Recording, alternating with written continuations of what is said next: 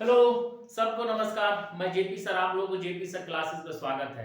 आज जो हम क्लास लेके आए हैं वो हिस्ट्री का क्लास लेके आए हैं, जो कि बहुत इंपॉर्टेंट है। जो कि आप लोग को हम पहले प्राचीन काल भारत पढ़ा रहे हैं। प्राचीन काल भारत में आप लोग को हड़प्पा सभ्यता पढ़ा दिए, वैदिक सभ्यता पढ़ा दिए, उसके बाद जैन धर्म, बौद्ध धर्म ये पढ़ा दिए, उसके बाद महाजनपद के बारे में पढ़ा दिए। आज जो क्लास लेके आए हैं महाजनपद से रिलेटेड, जो मगध के बारे में, मगध का उत्कर्ष कैसे हुआ था, मगध साम्राज्य बड़ा क्यों हुआ था, क्यों शक्तिशाली बना था, इसके बारे में हम पढ़ेंगे। और कौन सा वंश सबसे पहले आया था, ये सब के बारे में हम लोग पढ़ेंगे। ठीक है, तो हम देखते हैं जो मगध का उत्कर्ष कैसे हुआ था। तो 16 महाजनपद में मगध, कौशल, वत्स एवं अवंती सर्वाधिक शक्तिशाली था। ये तो चार जो था ना, सबसे ज्यादा शक्तिशाली था, जिसमें मगध, कौशल, वत्स एवं अवंती ये चार ठो जो था सबसे ज्यादा शक्तिशाली था। ठीक है, तो उसमें से भी सबसे शक्तिशाली कौन बन गया?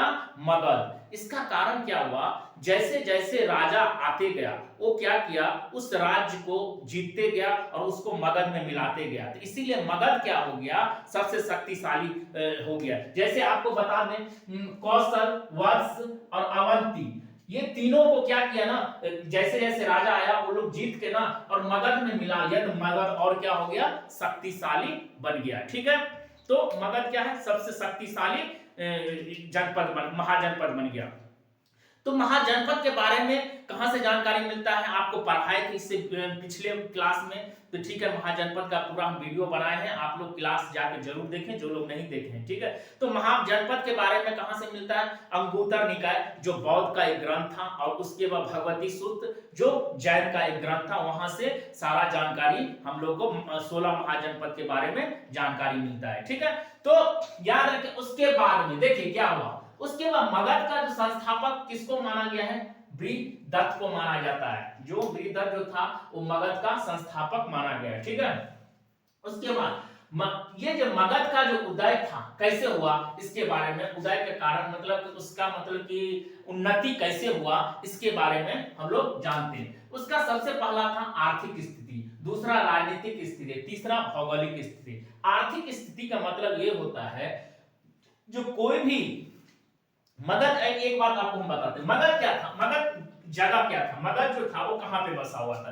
गंगा और यमुना के बीच में बसा हुआ था, मतलब द्वार के बीच में बसा हुआ था। इसीलिए वो क्या था, सबसे ज्यादा शक्तिशाली था। मगध जो महाजनपद था, सबसे ज्यादा शक्तिशाली राज्य कौन था? यदि आप बताइए, कोई भी राज्य यदि दो किनारे, दो नदी के किनारे बसा रहेगा तो बहुत शक्तिशाली होगा, उपजाऊ वहां पे ज्यादा होगा, कृषि ज्यादा होगा, कृषि होगा तो वहां का आर्थिक व्यवस्था क्या होगा, ज्यादा होगा। तो यही कारण से आर्थिक स्थिति में क्या था, बहुत उन्नति था, मतलब ज्यादा था वहां पे। आर्थिक पैसा का मामला बहुत ज्यादा था वहां पे, मतलब कृषि। आप लोगों को पता है, यदि कोई इंसान को ज्यादा इनकम खाने से ज्यादा होता हो तो क्या करता है, सेविंग करता है, मतलब अधिशेष होता है, मतलब सरप्लस रहता है। तो वहीं पे क्या था, आर्थिक स्थिति क्या था, ज्यादा था। तो इसीलिए वो बहुत मगध शक्तिशाली था। दूसरा था राजनीति। इस मगध राज्य में जो भी आया शासन करने के लिए, तो शक्तिशाली राजा आया, बहुत अच्छे राजा आए, समझ गए। उसके बाद में उसके भौगोलिक स्थिति क्या था? भौगोलिक स्थिति क्या था, जो मगध के पास में ना एक विंध्याचल पर्वत था, उसमें क्या था, एक पठार था। पठार का मतलब क्या था, बहुत सारा जंगल होता है। जंगल का मतलब क्या होता है, वहां पे जंगल में क्या होगा, हाथी मिलेगा, हाथी मिलेगा, उसके बाद बहुत सारा लकड़ियां मिलेगा। तो मतलब हाथी से वो लोग क्या करता था, मगध में मतलब कि ज्यादातर युद्ध करने के लिए वहां का राजा लोग उसको यूज करता था। इसीलिए भौगोलिक दृष्टि से भी क्या था, वो बहुत अच्छा था, बहुत शक्तिशाली था। तो मगध ही जितना भी ज्यादा से ज्यादा राजा क्या करते थे, मगध में उसका ये रहता था, जाते थे वो सबसे पहले। तो मगध वंश में सबसे पहला वंश कौन सा आया था, इसके बारे में हम लोग जानते हैं। मगध का जो उत्कर्ष हुआ, मगध का जो वंश, मगध को जो आगे चलाने वाला था, सबसे पहला जो वंश आया था कौन सा था, हर्यक वंश था। उसके बाद शिशुनाग वंश था, उसके बाद नंद वंश था, उसके बाद मौर्य वंश था। याद रखिए, कभी कभार एक लाइन से भी क्वेश्चन आता है और सजाने के लिए क्वेश्चन दिया जाता है। जो चार जो वंश आए थे कौन कौन सा, सबसे पहला कौन सा था, हर्यक वंश, दूसरा शिशुनाग वंश, तीसरा नंद वंश, चौथा मौर्य वंश था। तो अभी जो हम पढ़ेंगे पहला टॉपिक, पहला किसके बारे में पढ़ेंगे? हर्यक वंश। हर्यक वंश का संस्थापक कौन था? बिंबिसार था, याद रखिएगा। जिसे मगध का प्रथम वंश तथा हर्यक वंश को क्या बोला जाता? सबसे प्रथम वंश। और प्रतिहंसा वंश, मतलब इस वंश में क्या होगा, हर्यक वंश में आप लोग देखेंगे जो पिता को हत्या करके ना वो अपना राज्य ग्रहण करता है, मतलब राज्य को अपना लेता है, मतलब इसीलिए उसको क्या बोलता है? प्रतिहंसा वंश। क्या करेगा? बिंबिसार को मार के अजातशत्रु को गद्दी पर बैठ जाएगा, अजातशत्रु को मार के कौन बैठ जाएगा? उद्यमी बैठ जाता है, इसीलिए इसको क्या बोला जाता है? प्रतिहंसा वंश भी बोला जाता है, याद रखिएगा। हर्यक वंश का क्या नाम से जाना जाता है? प्रतिहंसा वंश के रूप में भी जाना है। इसका संस्थापक कौन है? बिंबिसार। बिंबिसार को दूसरा नाम से क्या जाना जाता है? श्रेणिक के नाम से भी जाना जाता है, मतलब एक श्रृंखला के नाम से भी उसको जाना जाता है, याद रखिएगा बिंबिसार को, जो कि सबसे पहला कौन था? संस्थापक बिंबिसार, इसीलिए श्रृंखला के नाम से भी जाना जाता है। उसके बाद राजगिरी, उसका क्या था? राजधानी था। बिंबिसार जो राजधानी बनाया था, पहला राजधानी कहां पे बनाया था? राजगिरी को राजधानी बनाया था, ठीक है। उसके बाद राज्यवेद जो था ना, जीव का, वो क्या किया? राज्यवेद, बिंबिसार के दरबार में एक राज्यवेद रहता था जिसका नाम था जीवक। जीवक जो था उसका राज्यवेद था, मतलब जैसे डॉक्टर होता ना उस टाइम में क्या होता था? राज्यवेद होता था, जो उसका देखभाल करता था, मतलब कि उस टाइम में तो यही सब चलता था, ठीक है। तो बौद्ध को और अवंती के राजा चंद्र प्रबोध को के दरबार में भेजा था, याद रखिए। जब बौद्ध बीमार हुए थे, गौतम बुद्ध जब बीमार हुए थे ना, तो याद रखिएगा तब यही बिंबिसार ने अपना राज्यवेद जीवक को भेजा था उनके पास में, ठीक है, उनका देख रेख करने के लिए, ठीक है।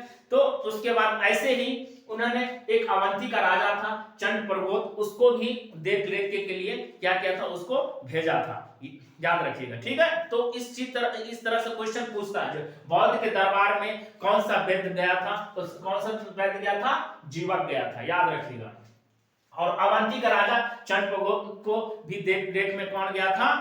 याद रखिएगा, जीवक गया था। आप याद रखिए बिंबिसार ने चंद्र प्रबोध के साथ में एक युद्ध भी लड़ लिया था, और लेकिन फिर क्या हुआ? चंद्र प्रबोध जो था वो क्या हुआ था? उसको एक पीलिया बीमारी हो गया था, उससे ग्रस्त होकर वो बीमार से मारा गया था, याद रखिएगा। तो ये राज्यवेद के बारे में बता। अच्छा, बिंबिसार जो था वो युद्ध पे विश्वास नहीं करता था। युद्ध में युद्ध करके हम किसी राज्य को हासिल कर लेना, ये उस पर विश्वास नहीं। वो विश्वास करता था विवाह करके किसी राज्य को हासिल, किसी राजा का पुत्री से तुम शादी कर लो और उस राज्य को क्या करो? अपना लो अपना में, समझ गए? इसका मतलब कि युद्ध नहीं करना है, मतलब कि वो किसी से विवाह करके अपना राज्य को अपना लेना था, तो वो विवाह के ऊपर में ज्यादा बल दिया, ठीक है। तो सबसे पहले जो विवाह हुआ कौन कहां किया था, किससे किया था? ये देखिए, कौशल का राजा की पुत्री एवं प्रसेनजीत की बहन थी। कौन? कौशल देवी से पहला विवाह किया था। प्रसेनजीत की जो बहन थी कौशल देवी, उससे वो सबसे पहला शादी किया था। कौन? बिंबिसार। फिर दूसरा शादी किससे किया? वैशाली का लिच्छवी राजकुमारी चेलना के साथ उसने दूसरा विवाह किया था। चेलना के साथ दूसरा विवाह किया था। तीसरा विवाह किसके साथ किया था? पंजाब के मध्य कुल के प्रधान के पुत्री क्षेमा से विवाह किया था। तो सबसे पहला किससे विवाह किया था? कौशल देवी से विवाह किया था। दूसरा किससे? चेलना से विवाह किया था।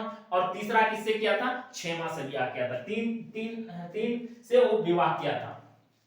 और ये कौन सा धर्म मानते थे? बिंबिसार जो कौन सा धर्म अपनाए थे? और बौद्ध धर्म मानते थे, बौद्ध धर्म का अनुयायी था, याद रखिएगा। उसके बहुत बार क्वेश्चन आता है, जो बिंबिसार कौन धर्म मानते थे? तो बौद्ध धर्म को मानते थे। उसने क्या किया था?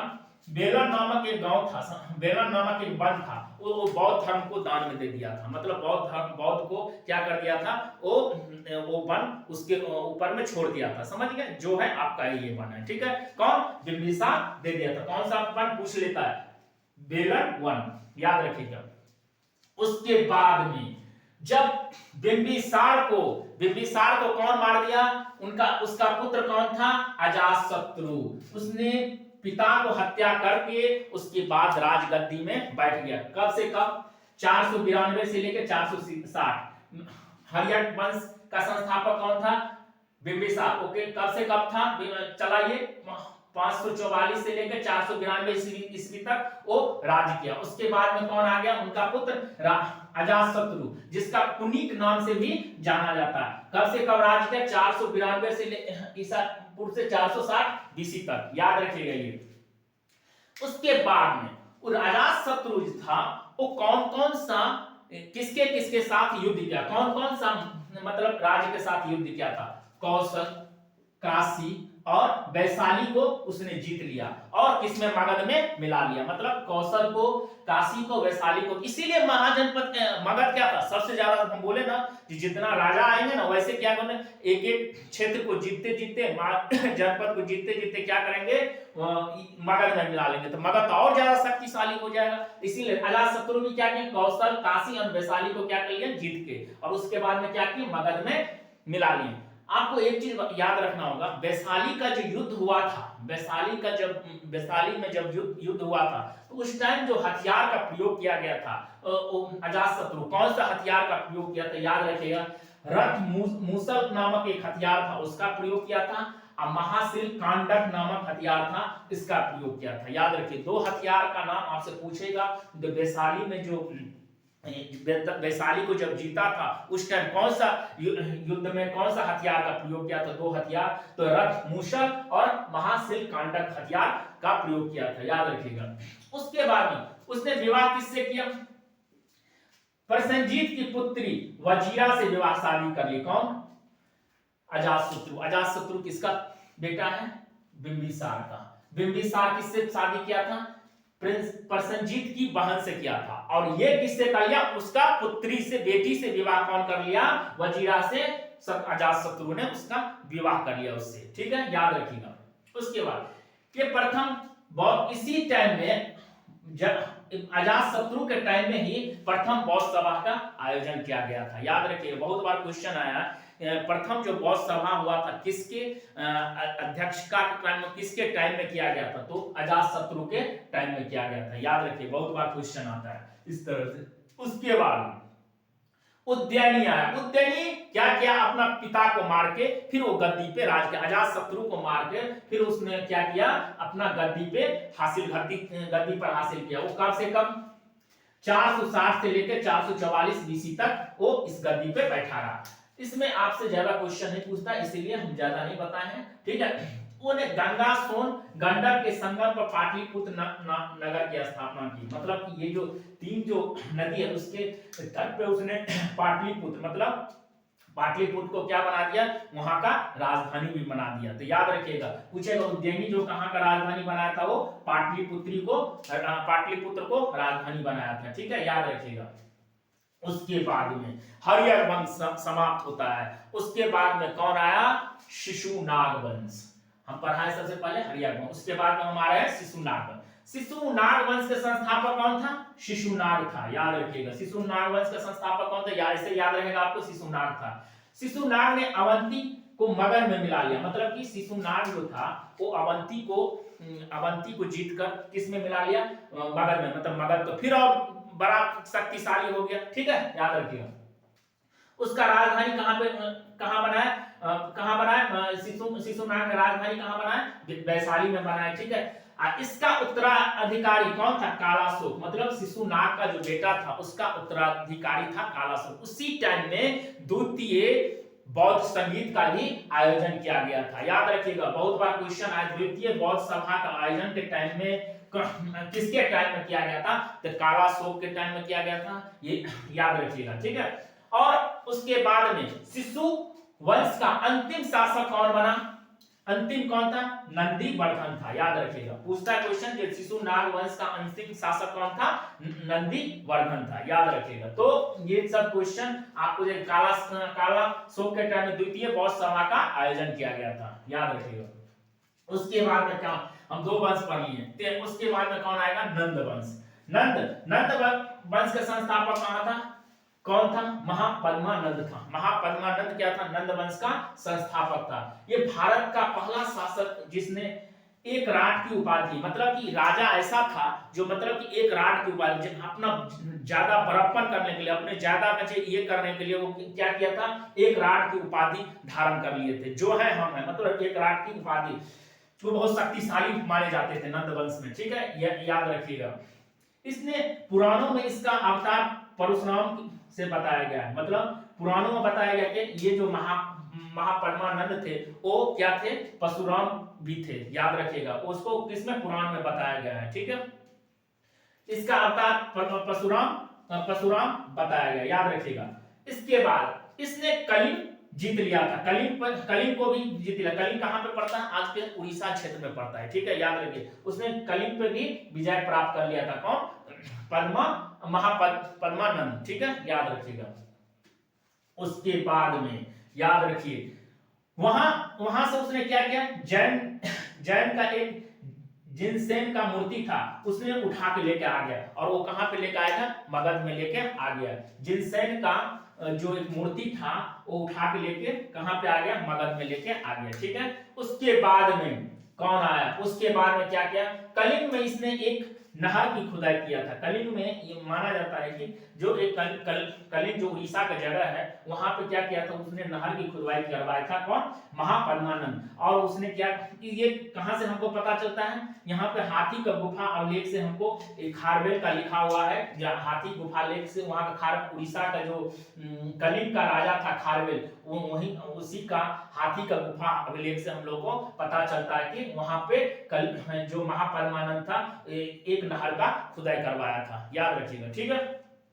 उसके बाद अंतिम शासक कौन आया, घनानंद, याद रखिएगा।